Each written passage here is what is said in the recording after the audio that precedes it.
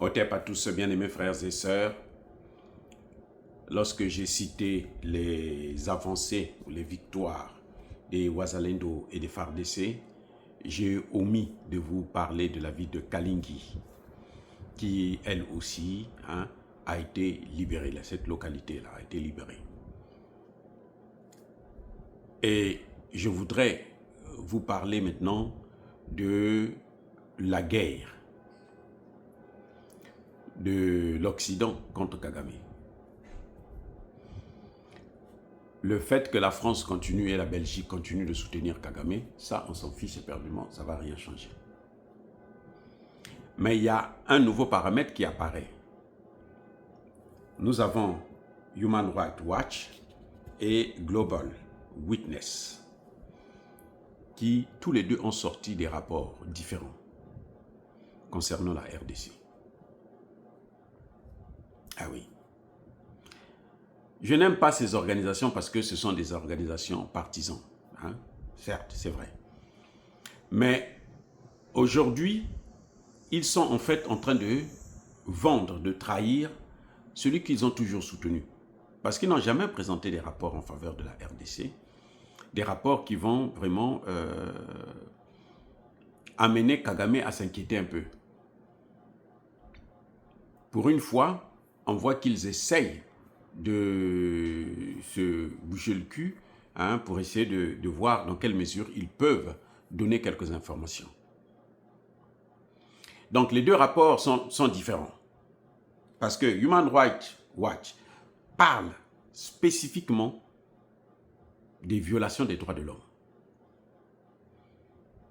Comment les soldats mercenaires rwandais, génocidaires rwandais, sont en train de génocider, j'allais dire, les Congolais, des femmes, des enfants, notamment dans le Kivu. Ils sortent tout. Tout le dossier est ouvert. Human Rights Watch. J'espère qu'ils vont amener ça aux Nations Unies pour que ça fasse un document de plus sur tous les éléments qu'ils ont déjà à leur possession. Mais toujours est-il que cette fois-ci, je pense que on peut quand même apprécier ce qu'ils ont fait pour une fois. Après, j'expliquerai ce qui se passe exactement. Et il y a un autre, Global Witness. Son rapport n'est pas orienté sur les droits de l'homme. Son rapport est orienté sur le suivi, le cheminement, la traçabilité des minerais congolais. Ce qu'on appelle, on pourrait appeler désormais minerais du sang. Oui, les minerais congolais sont des minerais du sang. C'est-à-dire que les Congolais sont en train de payer le prix avec leur sang. On massacre des Congolais pour prendre les matières premières. Et ces matières premières-là ne sont pas transformées au Rwanda. Ça va plus loin. Le Rwanda n'est que l'intermédiaire ou le bâton pour frapper lorsque des populations essaient de vouloir regarder ce qui se passe. Les Rwandais les massacrent et puis bon, ils prennent les minerais, ils vont. Donc, Global Witness, son rôle, c'était quoi? Son rôle a été de tracer d'où vient le minerai et jusqu'où ça part. Je dois vous rappeler que ça part au Qatar, ça part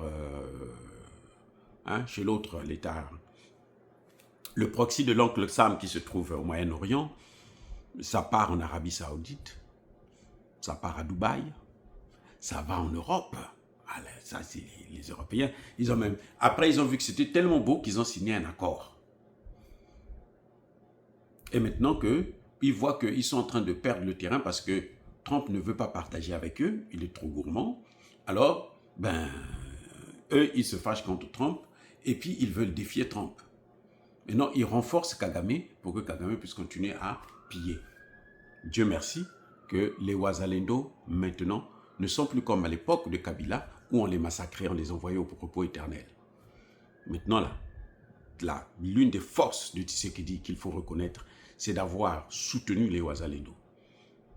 De ne pas les limiter. Tshisekedi n'a pris aucune disposition pour empêcher au Wazalendo de faire ce qu'ils sont en train de faire. Non.